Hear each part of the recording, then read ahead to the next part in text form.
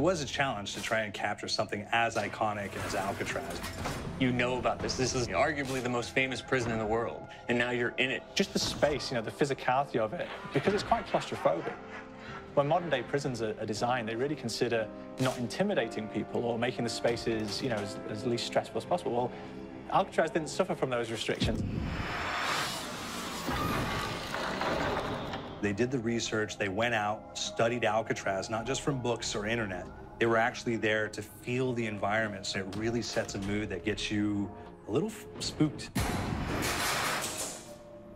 Well, we kind of started with the base layout of Alcatraz. The entire island we ended up roughing out in kind of a white box form, and then figuring out what play spaces we wanted to use out of that, what would be the most interesting areas to play in, and the connections between spaces, and spaces that the public doesn't necessarily get to go into. We really did a lot of pushing to really enhance that psychological horror aspect that we're really looking for. And this is a really good opportunity to really tell something special.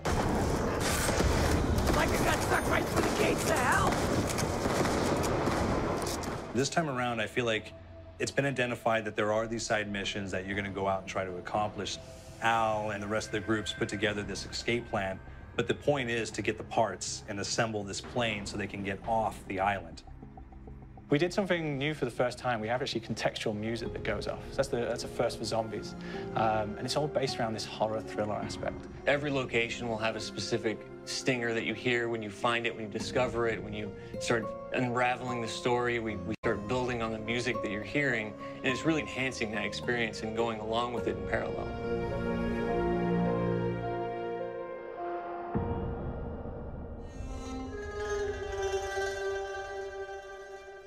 Because we wanted to embrace this kind of horror thriller element, we wanted character actors, guys who could really embody someone and then convey emotion. So that's why we went for guys like Ray Liotta, getting in that kind of guy, you know, we wanted a frantic nature. So he plays a character called Billy Handsome, who's this kind of psychopath who would be employed by the mob to kill people in interesting ways. Chaz Palminteri, he plays a guy called Sal DeLuca, an old mob boss. Michael Madsen playing Finn O'Leary. He's kind of worked himself from the floor, you know, from the streets. He's got his hands dirty in the blood and the guts a couple of times. And then we had Joe Pantoliano, and he plays Arthur Arlington, who's nicknamed the Weasel. Those guys, they bring a quality and a subtlety and timing that you can't really identify or try to recreate.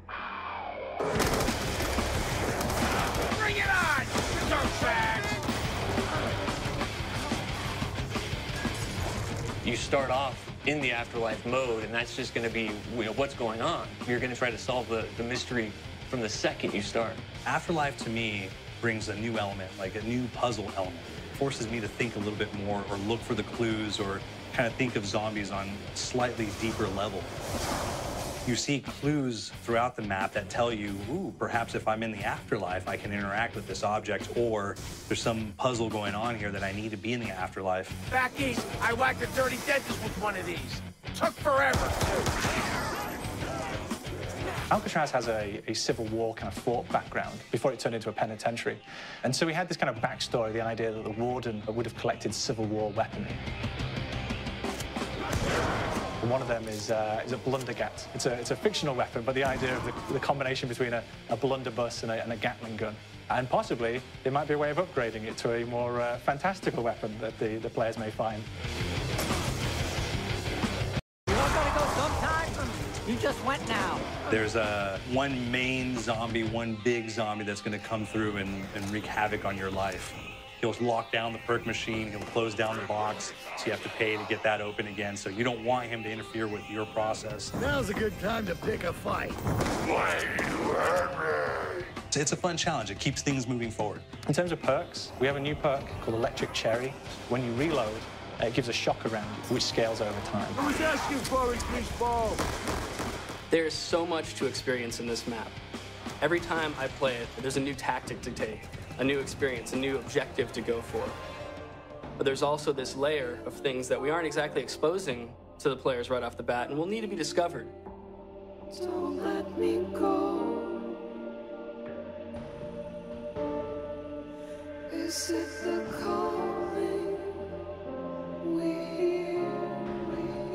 We've got the undead in there, we've got these historical elements, and these fantastic actors all seem to be with peace with each other in this kind of same world. So it's magical, and our team is incredibly excited by it. This is the call.